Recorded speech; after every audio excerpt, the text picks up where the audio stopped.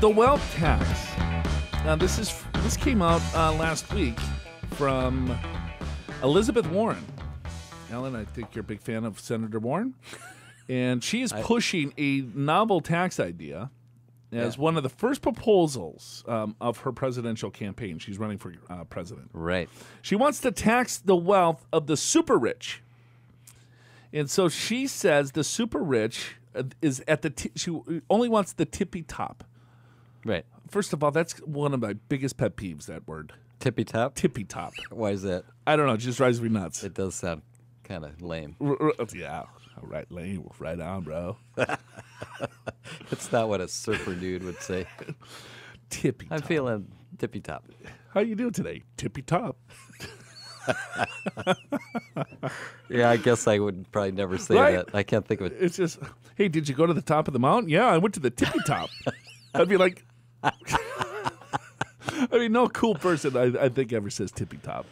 Anyway, so specifically, she wants to impose a 2% annual tax on household wealth between $50 million and $1 billion. Okay. And then, so this is totally affecting you, Al. I don't think so. An additional 1% annual billionaire surtax for a net worth above $1 billion. And then she tweeted this. After making a killing on the economy they've rigged, they don't pay taxes on that accumulated wealth. Warren said of the super rich in a video posted on her Twitter account last week. I mean, rigged. Rigged, huh? Really? System's rigged?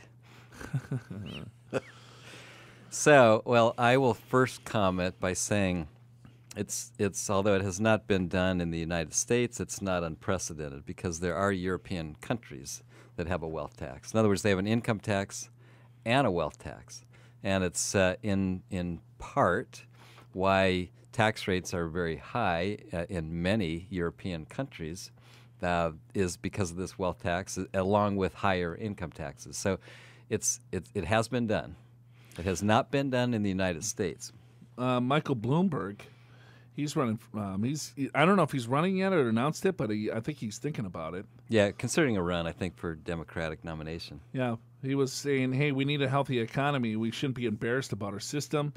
He said to reporters, if you want to look at a system that's non-capitalistic, just take a look at once perhaps the wealthiest country in the world, and today people are starving to death. It's called Venezuela. Yeah. So, okay. The wealth tax got Venezuela, I guess. So, at any rate, I'll give you. Do you think? Are you a believer in the wealth tax? No, I don't think it's a good idea, and I'll tell you why. I have a lot of wealth, and I don't want to get taxed. That's right. you can see right through me. No, not exactly. So I'm going to just make a comment in my CPA tax preparation consulting days when I had a practice. I had one of my larger software clients was two guys that came from Sweden. And they specifically came to the United States from Sweden because they didn't have a wealth tax there, and they didn't have as high, U.S. didn't have as high income taxes.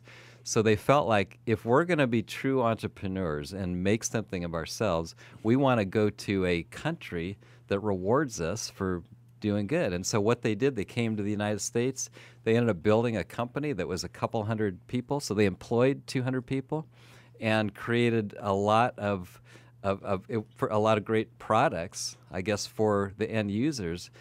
And by the way, a lot of tax revenue for our government because they came here instead of doing it in Sweden. And to me, and I'm not going to talk about political parties and this and that, but to me, that's a real risk of doing something like that. You're going to take perhaps some of the best minds in our country and say, you know what, we don't really want you here. And then what's going to happen is they're going to go somewhere else where it's better. Yeah, I don't know. It takes a lot of work and effort and brilliance, I think, right, to be able to amass $1 billion, and I don't know. Should they be taxed a little bit more? Sure. I don't know. They probably got a little bit of money. I think more people need help than ever before, and there's people that are living paycheck to paycheck, and yeah, I'm all for making sure everyone's okay, and I think the separation of wealth, or what's a wealth gap, is a problem. Right. You know, if you got the 1% that's making 98% of the income, I mean, you got to have a little, because if you don't got anyone to buy your goods and services, the whole system will blow up. So there's got to be a little bit more equality, but I don't know.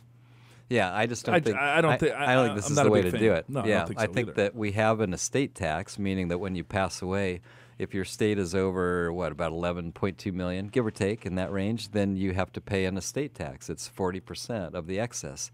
So we already got something. It's already in place. It's been in place for my entire career, Yep. right? And it used to be 55%, and now it's 40%. But the point is, I guess family legacies can't necessarily go on generation after generation. The government keeps getting their cut on that, and you could argue whether that's a good idea or not. And that's not the question. The question is the wealth tax. I personally don't think it's going to happen. I think it's No way. I think it's a headline grabber, I guess. I agree.